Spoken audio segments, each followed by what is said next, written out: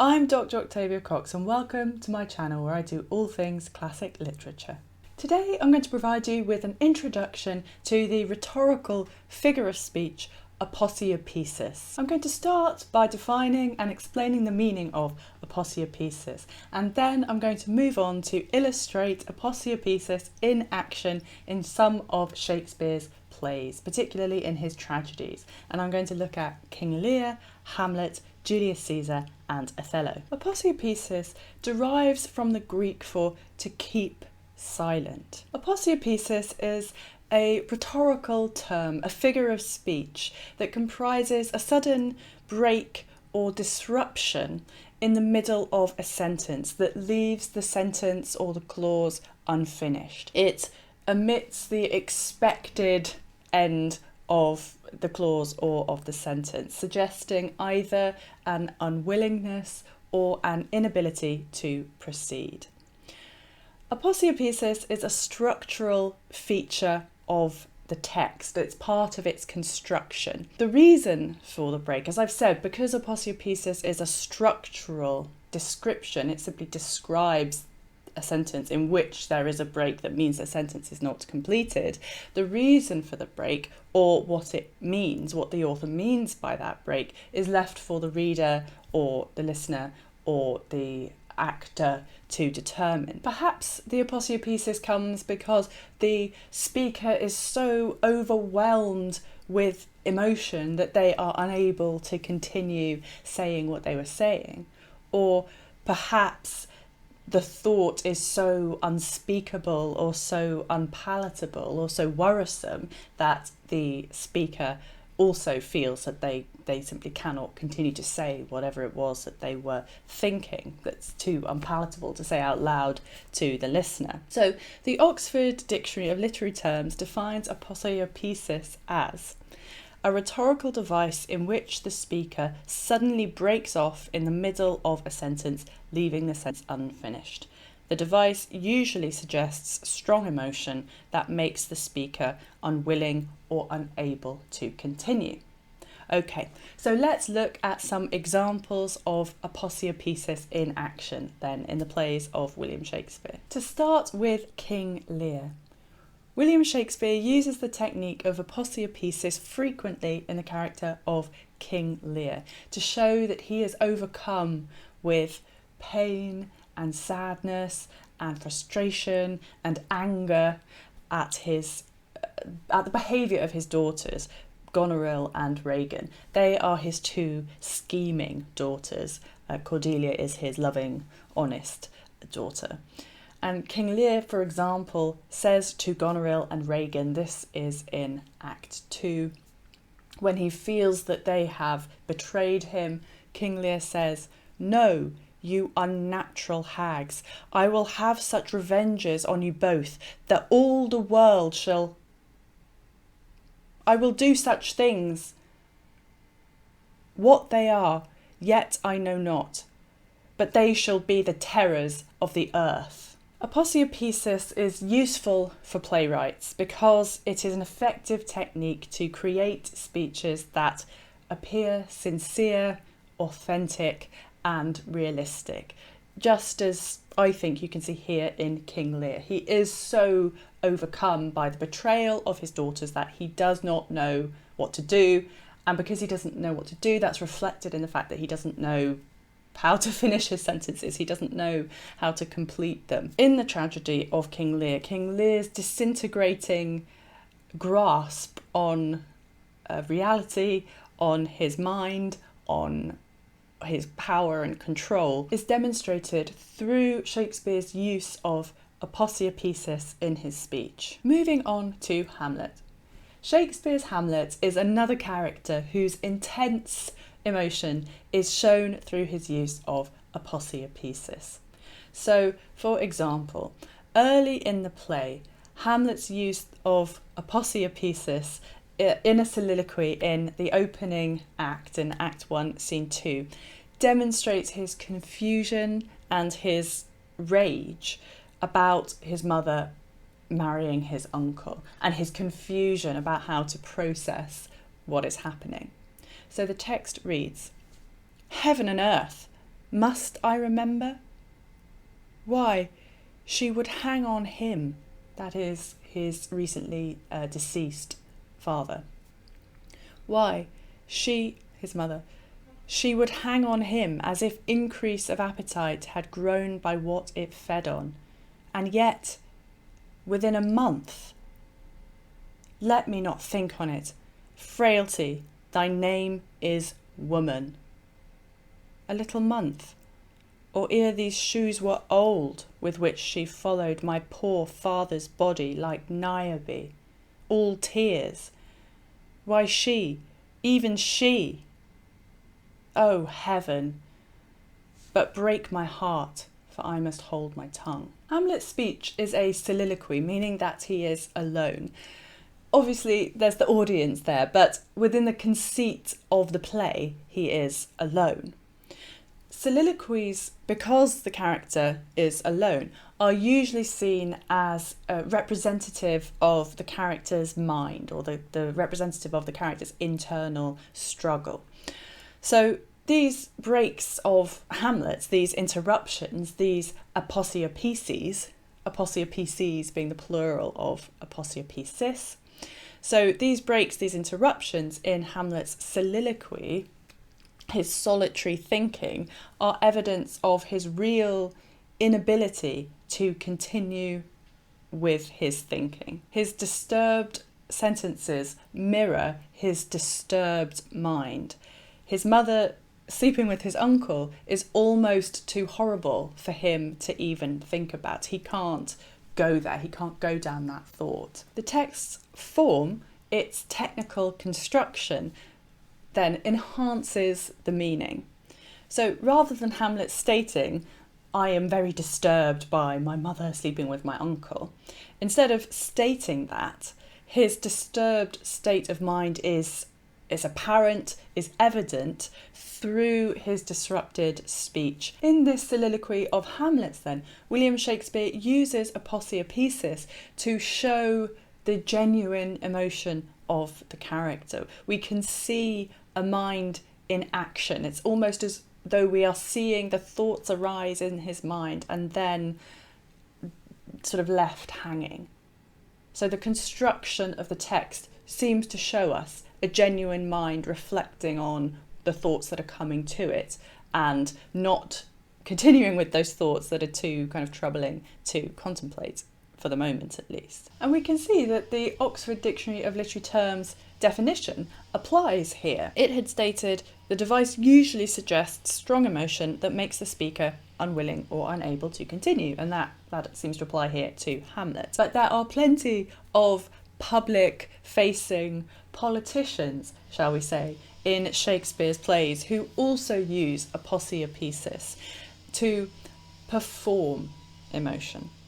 Characters who know that aposiopesis is usually a sign of high emotion and so use it as a tool to affect high emotion. I'm now going to consider the tragedy of Julius Caesar. A good example of this politicking aposiopesis is Mark Antony's speech at Caesar's funeral over Caesar's body. This is the famous speech that begins, "Friends, Romans, countrymen, lend me your ears." So it's clearly a public-facing speech. And in the middle of the scene, Mark Antony is apparently so overcome with emotion that he cannot continue and has to pause. The text reads, "O judgment, thou art fled to brutish beasts, and men have lost their reason. Bear with me, my heart is in the coffin there with Caesar, and I must pause till it come back to me." Mark Antony self-consciously here draws attention to his own inability to continue. But Mark Antony is an astute politician, and this speech is designed to be a manoeuvring speech. We know because Mark Antony he's been allowed to give this speech by Brutus and the other conspirators. He's been allowed to talk at the funeral on the condition that he does not blame the conspirators for murder. And Brutus, in the previous scene, had said to him, "You shall not in your funeral speech blame us." But that's exactly what Mark Antony wants to do. He just can't say it explicitly in his speech. So Mark Antony has to find a way to imply that without saying it explicitly, apply the blame without saying it explicitly. And what Mark Antony also wants to do is, and indeed what he succeeds in doing, is inciting the mob against the conspirators. And part of the way that Mark Antony wants to incite the mob is to rouse their emotions. What better way to do that than by showing your own high emotion? So Mark Antony's use of aposiopesis can be interpreted then in two ways. So on the one hand, Julius Caesar was Mark Antony's great friend. So it could be the case that he was so genuinely overcome with emotion, the emotion of the moment, that he broke off because he was brokenhearted and he had to recover himself, that it was a genuine emotion that he was feeling.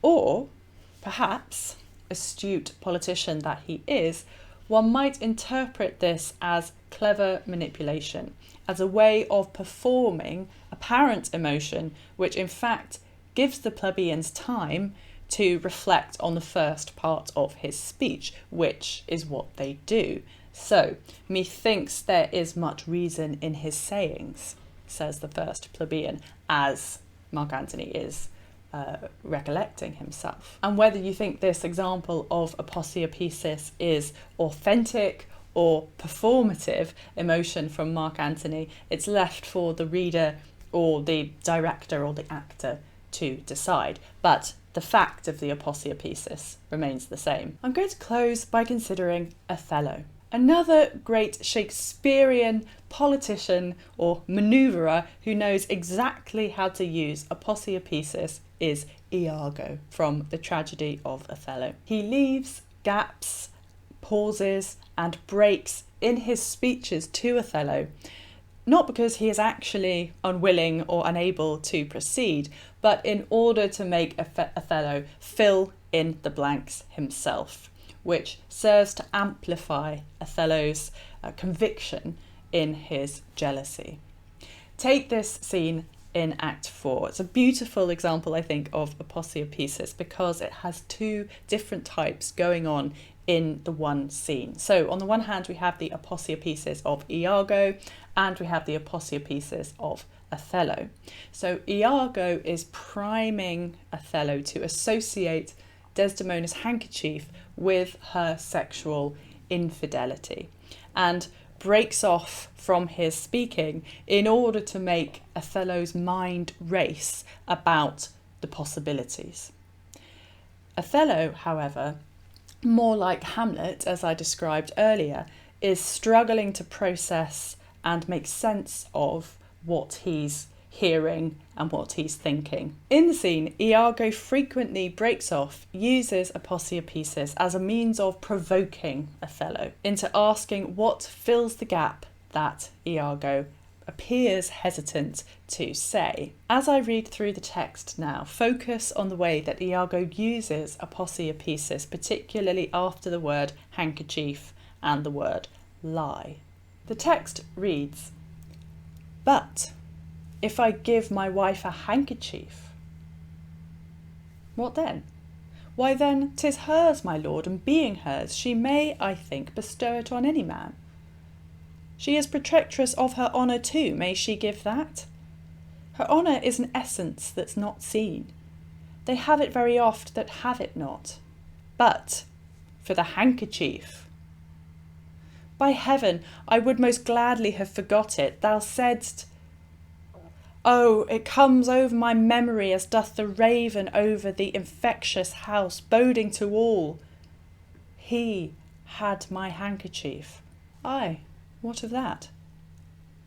That's not so good now. What if I said I had seen him? Do you wrong? Or heard him say, as knaves be such abroad, who having by their own importune suit or voluntary dotage of some mistress convinced or supplied them, cannot choose but they must blab. Hath he said anything? He hath, my lord, but, be you well assured, no more than he'll unswear.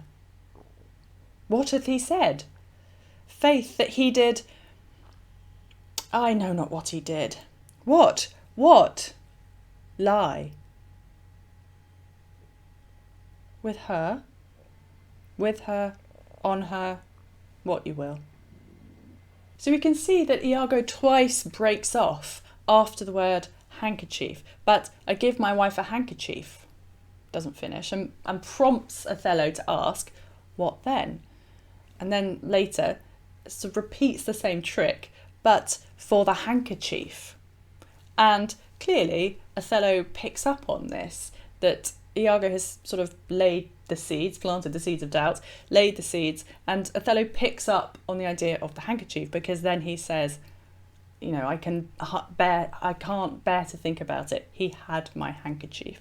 So by using aposiopesis, by breaking off after the word handkerchief, Iago has made Othello contemplate the possibilities of what the handkerchief means. And the way that he uses the word lie is so brutal, I think. He did break.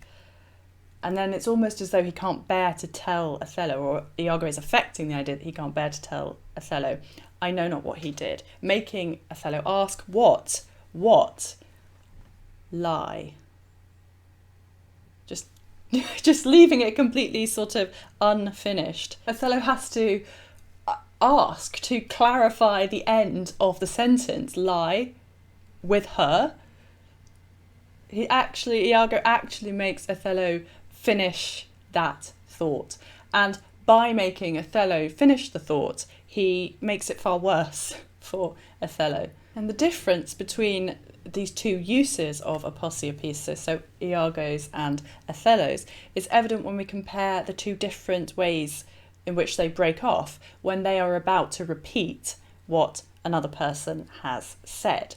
So Othello, by heaven, I would most gladly have forgot it. Thou saidst, and then he can't bear to repeat it. Oh, it comes over my memory, and so on. Othello breaks off because he cannot bear to repeat what Iago has told him. Whereas Iago uses aposiopesis in a different way when he's going to repeat what somebody else has said. Iago says, but what if I had heard him say? And then goes on to say, you know, the way in which some men have to boast when they've slept with women. And, you know, leaving it hanging like that, leaving Othello's imagination to fill in the blanks. You know, he makes Othello ask, hath he said anything? I hope you've enjoyed this quick introduction to aposiopesis and the ways in which the same technique, the same fundamental technique, can be used to achieve different ends and for different effects, using some of Shakespeare's plays as examples. Thank you very much indeed for watching. Remember, if you like what I do here on my channel where I analyse classic literature, then do subscribe. And if you have liked the video, then do please press the like button. It helps me out in YouTube's algorithm. And if you'd like to, then do leave your examples of aposiopesis below.